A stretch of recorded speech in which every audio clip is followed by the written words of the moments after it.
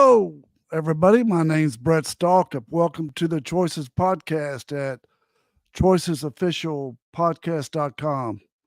We're all about making better choices in all parts of your life, personal, business, relationship, spiritual, all of it. We're going to start learning tonight about how to make better choices in a world gone crazy.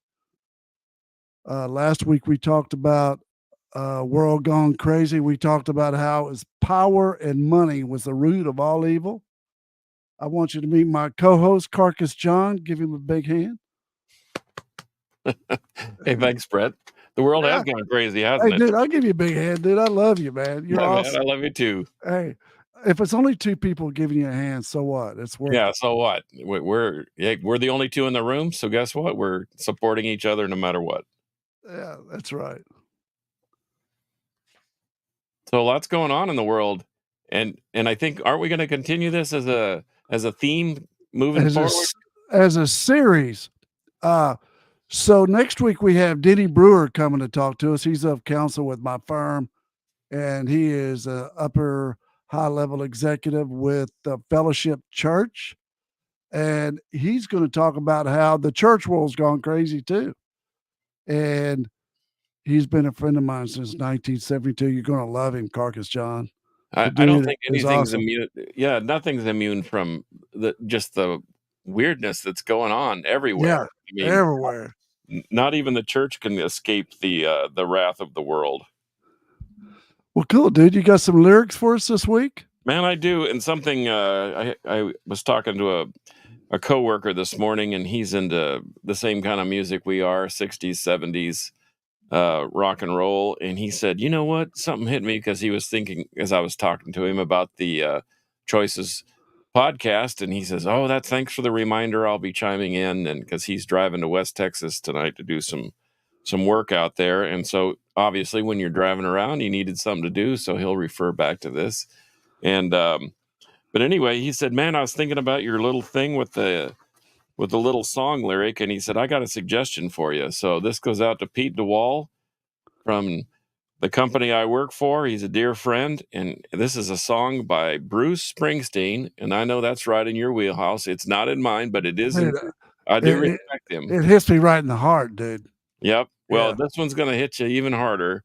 This is called Brilliant Disguise, and I won't read normally I would read the whole song, but this is pretty lengthy. But the last two lines are what I want you to focus on anyway. So he says, tonight our bed is cold.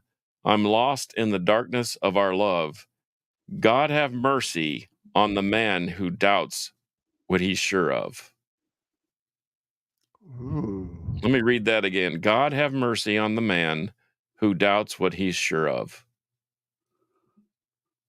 What's that mean, Carcass John? That's over my head, dude. No, it shouldn't be over your head. How many times have we're so convinced we've made the right decision, and we probably have, but it sometimes takes it.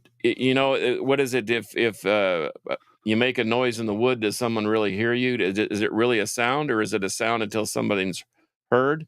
So when we have when we're sure of ourselves, but nobody else is sure of us, how does that make us feel? I mean, I've had that hollow feeling before, where I absolutely know that I've made the right choice, but yet it takes two people to tango, or more sometimes. Carcass, I always like to say, you've got to be the eye in the calm of the storm. There you go. There you go. And once again, I've been thinking about that statement all day long, and knowing, like, even when we all have adversity in life, I think that, as my daughter has mentioned many times, and she would be careful to pump us up by saying, without resistance, we don't gain strength. And I think that this goes with part of that. We have to have confidence in ourselves. And even if, everyone else has doubts, but we don't, that's okay. You know what that's called? Wisdom. There you go. You got a lot of wisdom. Carcass John, you don't give yourself enough credit. You got a lot of wisdom, dude. Underneath all them tats and underneath that 6-inch beard.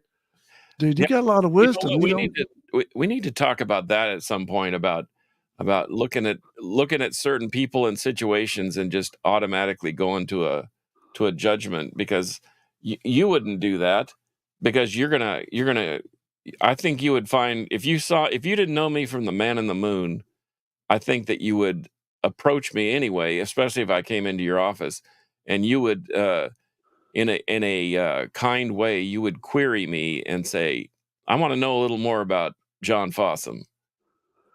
dude, I would. I'd say, you know what I'd say? Hey man, I like your beard. Right, and then I would I tell you, would. and the reason I have it is because of somebody else, and you know what? I've grown to like it. I'm confident now in the beard department. Oh, dude, that's awesome. And I like your tats. Yeah, I like your tats because your tats tell a story. I They always ask these kids, dude, tell me about your tats because I really don't like tats, dude. I got to be honest with you, you know. But I like it if it tells a story, you know. If it tells a story, I get it. well, I think I've reflected on that before, Yeah, and in fact, when I had that discussion with my father, who did this, okay, talk to me about this, meaning everything that's and basically I was coping. Some people turn to alcohol, some people turn to drugs, some people turn to spending money frivolously on things that don't matter when they're grieving or in the process of being distraught. And fortunately, I call it fortunately, I have something to show for my suffering and my pain, and I utilized that physical pain to kind of dampen the emotional pain, and it has mostly to do with my son's passing yeah, and it was completely out of left field when no one saw it coming. It just happened, and right. it was hard to cope with. And so, um, fortunately, I had friends that were at least cognizant of my circumstances, and they would call me out of the clear blue. And I had a dear friend that worked at Bob Shaw, a longtime friend. He would call me up and he'd say, "Come on down to the shop, Carcass." And I'd say, "I don't need a tattoo. I don't want a tattoo." He said, I didn't ask you if you wanted a tattoo. I just told you come on down and hang out with us." Yeah, that's good. You So got to they have were friends. surrounding me with benevolence and with kindness, just trying to Yeah, keep me from losing myself into myself. that's So awesome. Dude, you know what? It's like the craziness in the world right now. You gotta be still, you know? I've been meditating lately, Carcass. I've been out on the outside every morning meditating to a Calm app. Have you ever seen that Calm app? yeah. And I listen to them.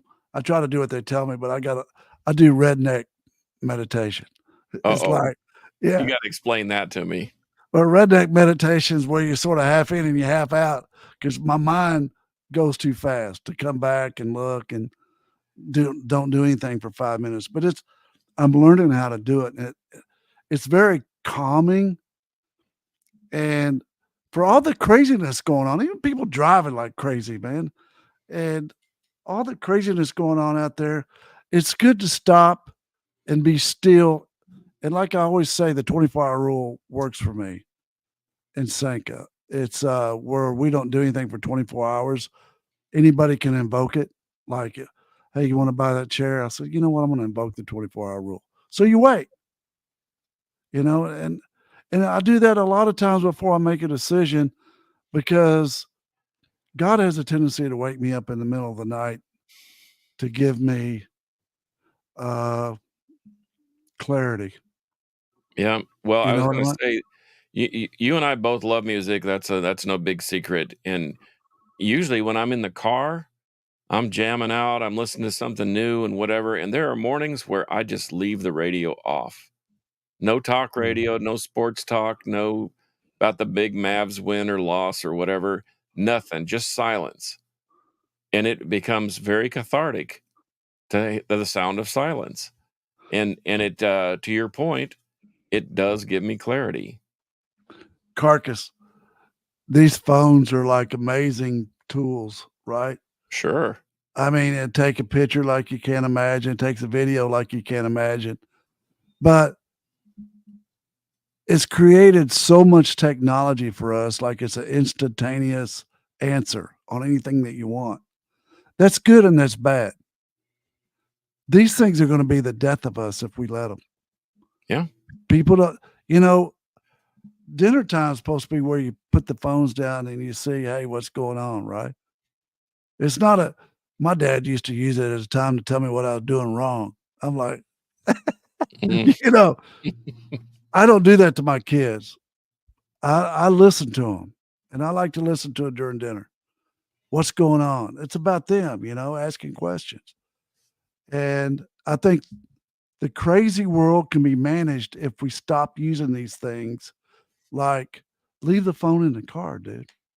Yeah. Go to the movie, leave the phone in the car, and hang out.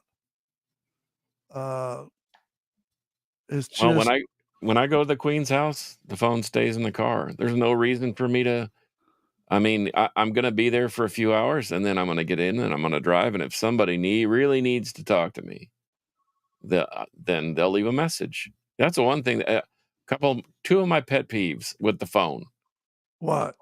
When I text you and you ignore me, and I'm not saying you, I'm saying when the general public, when someone texts me or I text them and they just ignore me and don't respond, or or Or what? they call and they don't leave a message. On the voicemail? Yeah, they don't leave a message. They Dude, call. I don't do that. No, I'm not saying you do. I'm just I saying. know, but I don't leave a voicemail to anybody. Oh, you don't? No, it's such Well, they know that you called, just call me back. well, what if you want to just say, "Hey, I found that Bruce Springsteen record you were looking for. You don't no need to call me back. I'll get it to you this week." Well, But you can call me back anytime, Brett. I yeah, mean, but if it's about records, dude, I wanna talk to you, you know? of course you do. So speaking of records, this world gone crazy, I'm trying to go down the river of life and keep moving forward. So, I got this crazy thought, and, you gotta hear this, Carcass, because I was calling you. That's why I was calling you the other day. So, I got this Paul McCartney album, right? Mhm. And it's the one that I think you got it for me. We paid some pretty good money for it. It's that Hot Hits and Cold Cuts. Okay. Yeah. Henry had it. Yep. I directed you to that to Yeah. Born Late Records. And I So drove all the way over there and paid big money. And Henry told me, he goes, "This record was never published. It was taken in Japan or somewhere," was right. the story. Well, Henry sells a pretty good line every now and then. Every now and then. So I woke up. I woke up and I said, "Oh, look, my daughter's got this whole Beatles collection, right? That's just like outstanding." I said, "But if the man got his record stolen, I don't want it because it's his." Mhm. So I was gonna call you and tell you I wanna send this record back to Paul McCartney because I don't wanna own something if it was stolen. That he Uh, didn't get credit for. yeah, Yeah, that's called a bootleg, and some people call them special pressings or limited edition. But to your point, that's part of the reason that the music business is in such disarray is that bands do this great music and sometimes they don't get paid. and people steal their music. I'm gonna Yeah. send it back to him, dude. I know when Paul McCartney dies, about the same time me, whatever, my daughter's gonna be sitting there counting her money. It's not good to count stolen money. No, no, You know what I mean? I gotta set an example for her.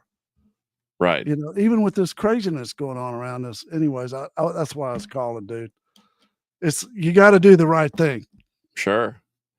So what do you do? What do you do in a situation like that? Because I've had a similar situation where something is uh, maybe gotten ill in an ill-gotten fashion, and so what do you do with it? I mean, I bought some. I remember when I was in business for myself down in Houston, and Yardworks bought a bunch of used equipment from a guy, and I thought, well, this is all quality stuff, and I could use it for backup and whatever. It was used. It wasn't brand new, and then come to find out that it was all It had all been ripped off. And there was no police record, no police report, but I found out through the grapevine that it was stolen. So Here's the way I feel about it. okay.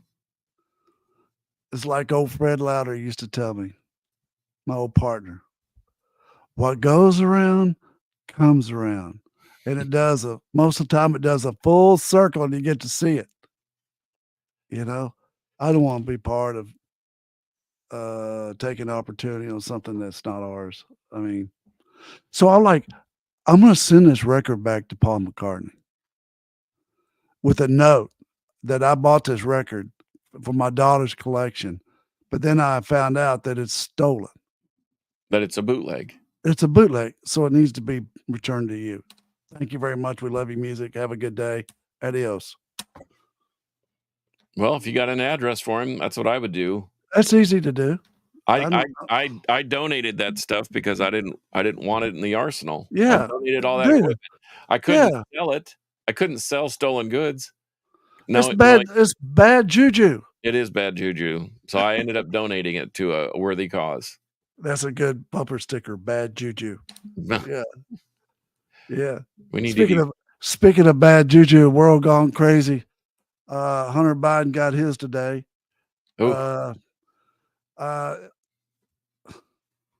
Dude, we now have a former president that's been found guilty, and now we have a former president or a current president's son that's been found guilty.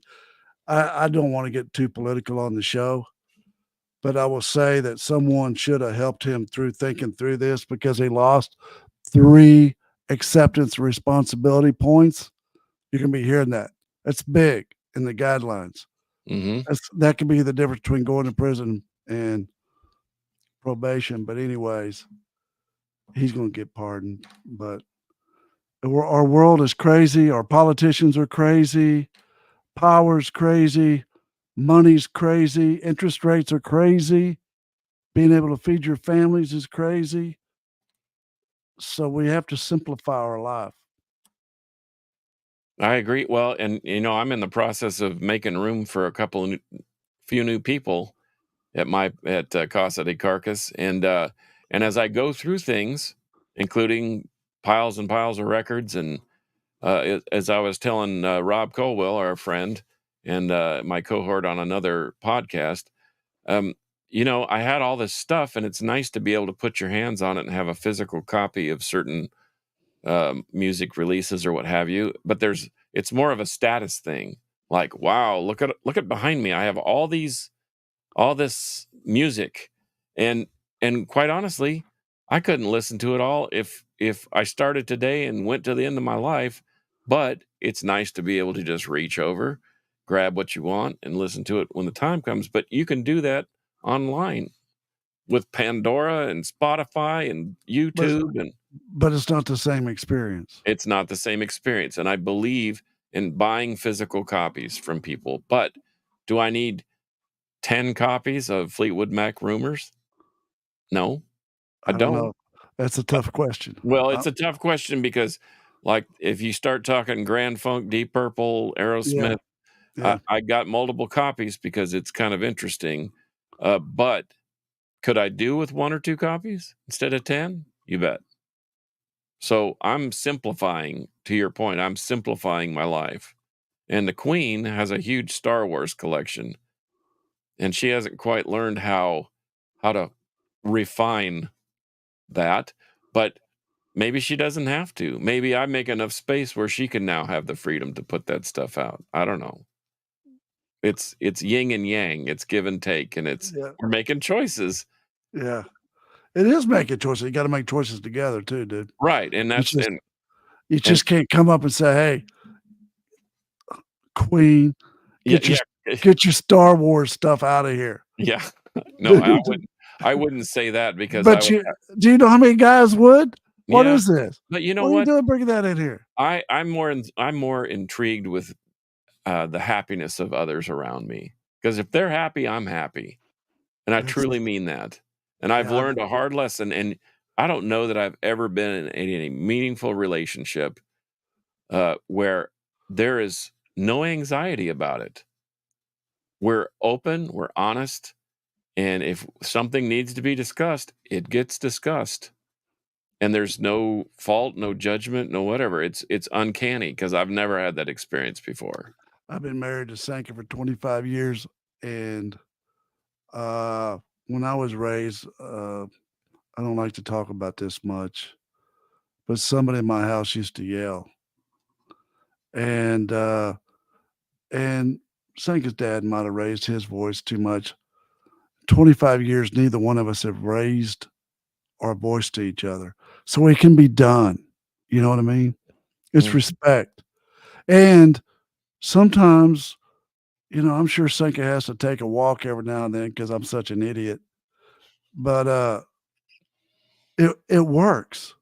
It really does. And uh, my daughter and my baby daughter and her boyfriend of 2 years just broke up, and because they were arguing, and my daughter is not used to seeing any of that, Mm. and so I wanna lay that predicate for my family and stop the cycle of what was going on, Does that make sense? Yeah, well, if there's that kind of friction in your relationship, I think that that's a bad sign.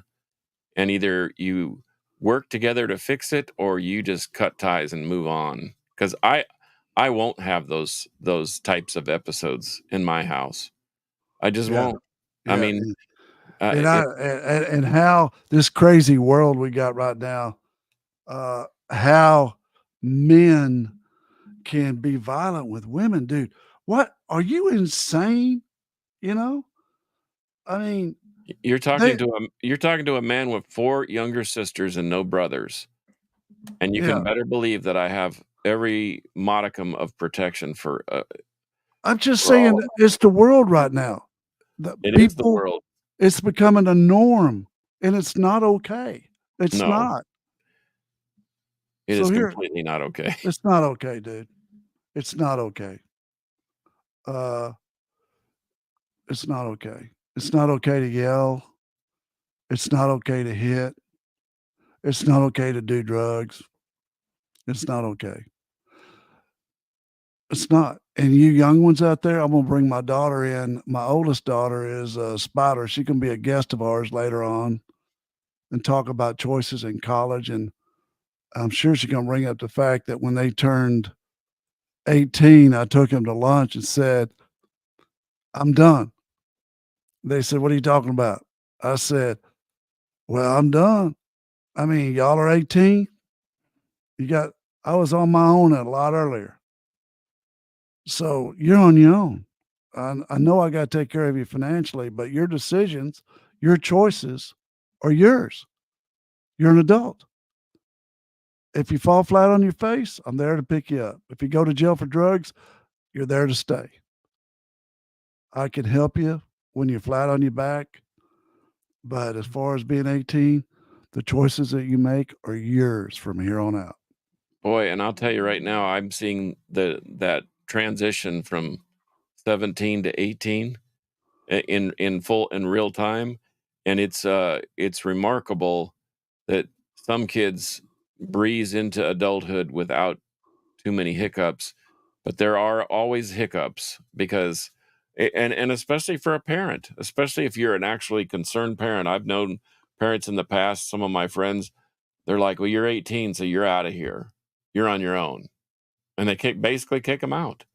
And then there's also parents that they just keep hanging on and hanging on and hanging on, and all of a sudden the kid's 28 instead of 18, and he's still living in the basement.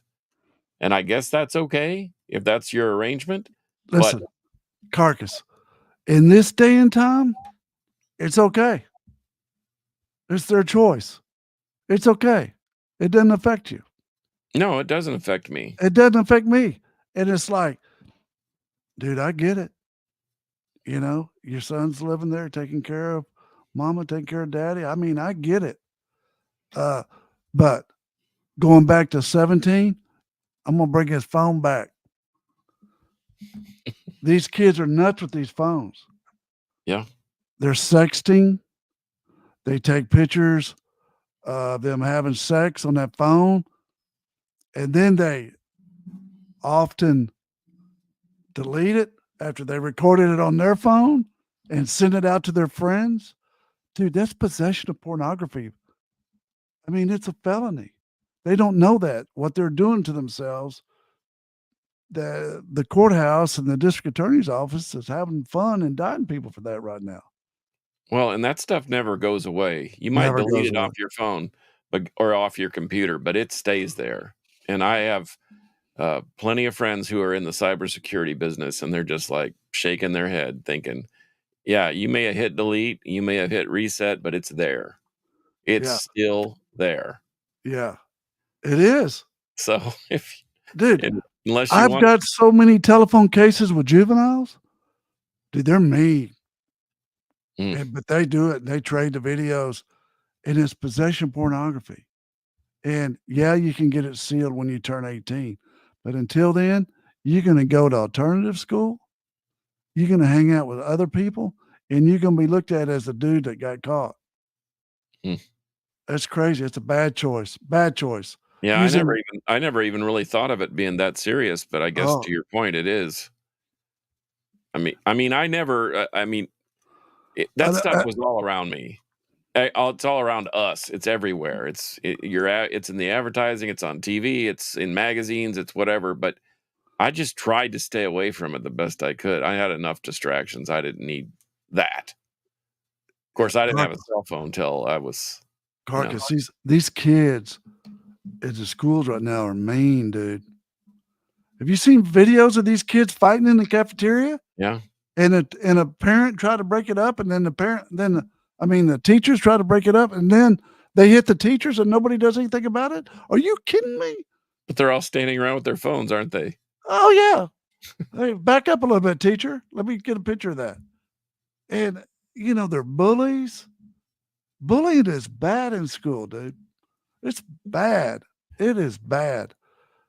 Well, Uh, I just watched um, like an interview with Nick Saban, the very oh yeah, successful college football coach, yeah. and he said straight up, he said, "I just couldn't. We just didn't have an impact on these kids anymore." Well, he spoke with his wife. They made a decision for him to just hang it up. But he said after this last year, they used to have all the incoming freshmen, all the incoming players that had over for breakfast on a Sunday morning, and his wife said, "Why are we doing this? They don't care. They're over there on their phones scrolling, and they're wondering when their check's coming in." So the integrity of the game had left, and he felt like he wasn't shaping these young men's lives anymore.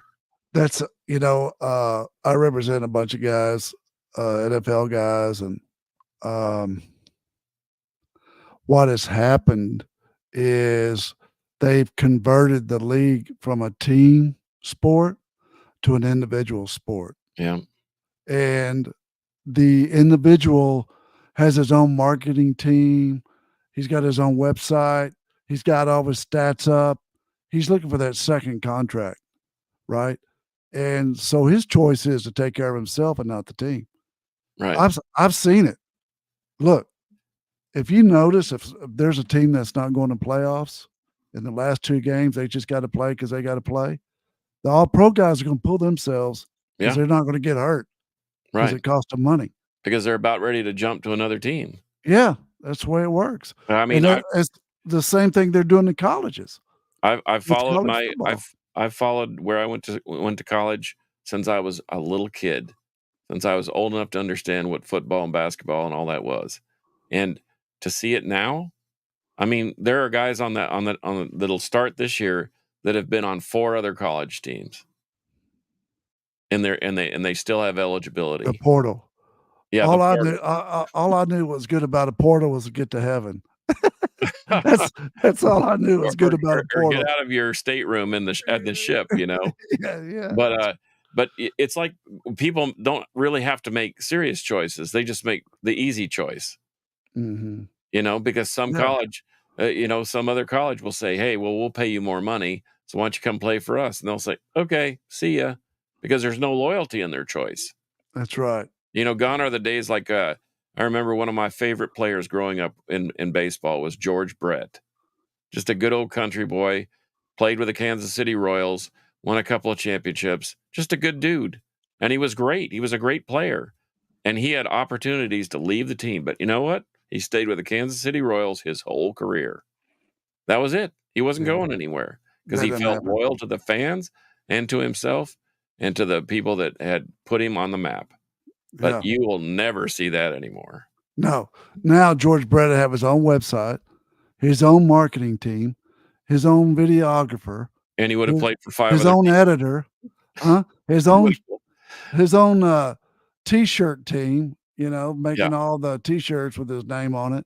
He'd be And playing for the Yankees making $90 million a year. yeah, that's it, dude. It's gone crazy. It is. It has It gone is. crazy. It's taking the fun out of it, though. I I think don't you're right care. because there's no integrity. No, none. I'd rather watch a good Formula One race than watch a Oh, football man. game anymore, you know? Yeah, I love Formula One too. Me too. That was a crazy race the other day. We could get into it. Was that the Canadian Grand Prix? Yeah, it was Yeah. great. It was in the rain. There was wrecks. I Oh, mean, yeah. dude, you know those cars cost $21 million? Oh, I have no doubt. But you know what? They develop when Honda was winning big time, that same block, same engine block was in their Accords. They developed the specific engine block in Formula One. They were getting almost 600 horsepower out of a 4-cylinder, a 2.0 liter 4-cylinder engine. So all my friends run the McLaren team here, and their clients. I love these guys. So, and they're great. They know everything about racing. So on Sundays, dude, I'm in with them. You know what I mean? What's going on here? What's happening? And Lando ran a great race the other Yeah. day, man. He was good. And no Anyway, offense to any of those guys, but I'm a Max Verstappen fan from the get-go. oh, dude, yes, because you like my little nephew. He picks the winners. You will stay with the winner. But what's amazing to me is those guys jump in a $21 million car and drive it like it was a Volkswagen. Yeah. You know? Oh, You should investigate the physical force that's on on their bodies when they're in those vehicles and the G-force and all that stuff. They really, really have to be healthy and monitor their diet and so oh forth. yeah, dude. It's all in their hands, though. Everything going on with the car is in their hands. Right. It's amazing to watch. I mean, It if is you amazing. Google Formula One steering wheel, it's got it all. So, Carcass, what's our takeaway? We're going to do a series. We're going to keep going on World Gone Crazy. Well, I mean, since it's not going away, then we have something to draw on every week. But Yeah, and you had mentioned prior to us going on, because we talk all the time anyway, but we had talked about people just don't have a sense of purpose anymore. People don't have a sense of self-worth. Like, the worth of souls is great. That's what I was told growing up. yeah, And so that's how I respected others, is because I knew that we're all a valued person, a valued human being. But I think that's not taught anymore, and people have lost sight that they are important. There's a reason for them to be here. I agree. And so, you know what else, Carcass? People need to make a plan. It starts at the top with the husband and the wife. They need to make a plan in their personal, business, spiritual, and relationship part of their life and fun. They need to write that down: personal, family, spiritual, business. And under each one of those, write the objective. What's your objective in each one of those parts of your life? What's your objective in your personal life? Mine's to get to 195. Keep my eye on 195. And what 3 things do I need to do? Drink water, eat healthy, and spend. Okay, go to the next one. And then share it relationship wise. What do you need to do? Business, what do you need to do? And share it with each other so you have a plan. A plan takes away fear. A plan takes away doubt. And once you start hitting some of those goals, you're going, hey, this is pretty cool, dude. You know? I think that helps to slow everything down. Um, it really does. I'm taking notes Are you? because I'll tell you right now that y I'm actually living some of these recommendations, and I've never really done that before. I've just sort of been an exister. To what we had what did we when did we talk about the behaviors that get us in trouble, like being the nice guy all the time? No, no, dude. It's called self-defeating games. Self-defeating games, there you go. Dr. Phil's the dog at putting that together. And let me tell you what, I was that guy. And I think that when you fall into those traps, that you're just existing, you're not living. And we have a goal that we're gonna live. And I saw something the other day that said, when you get married to somebody and you commit to them, that's not the finish line. That's the starting line. That's a new race. Oh, yeah, it is. And you've gotta keep each other's. I mean, I've never been with somebody that wants to just keep being social and keep growing. That's called that's called friendship, dude. Well, If there you you don't go. have friendship in your marriage, you're in trouble. I mean, true friendship. It's like number. I always say this. There's like 4 parts of relationship, right? Number one, you meet, all y'all happy and all fuzzy, right? Number two, number two That's a nice is way of putting it, but yes, okay, I understand. yeah. Then number two is the lust stage, where you're just lusty, lusty, lusty, right? And Right. then there's number three phase. After all that's done, number one and two, number three, can you be friends? Yeah. That's when you see what you got. That's when you see what you got, dog. Anyways, Well, I may have ah, but stumbled into something special because, man, we're having a good time. And oh, me too, man. I think, look, we got to stay on World Gone Crazy because I think what we've learned also today is to slow it down, make a plan, and go forward down the river of life, and don't go backwards. Don't look over your shoulder. Keep going forward. yep, I totally agree with you. And If so, you live in the past, if you dwell in the past, if you talk about the past, I think the past is important because you learn life lessons and you learn what not to do and what you can improve on. But if right. you dwell on it and hang around and, well, I feel like I need to confess all my sins to my friend, and man, you're gonna just get yourself into a big world of hurt. Hey, I can't do that. I can't do that. I can't let this anger go. Well, you know what? Anger is the poison that kills you. Yeah. And I always like to say, look, you see this pencil? Take it. And then they take it. And I said, you made a choice to take it and you did it. It's easy. It's easy. Well, Bruce Lee said anger is a wasted emotion. Anger is a poison that kills yourself. Anyways, hey, so we're going to bring in Denny Brewer, dude. He's been a friend of mine since early 1970s. And he's got some stuff on me, and I got some stuff on him. But man, he's got a lot of wisdom, and he's his daddy was a heck of a trial lawyer, and they've just been friends of mine a long time. I think he's going to offer a lot about good, solid choices, and in the spiritual part of your life, without washing with the blood of the lamb. He's going to come in and say, here's what's going on in the church world. Here's what we're seeing. And here's the difference you can make in your life. And I think that's going to be really cool. Yeah. Well, it's another perspective because there's more perspective than just one, as we all know. We're individuals. Absolutely. So we ask you to go on the choicespodcastofficial.com and subscribe with us. If you like and enjoy our show, please share it with your friends.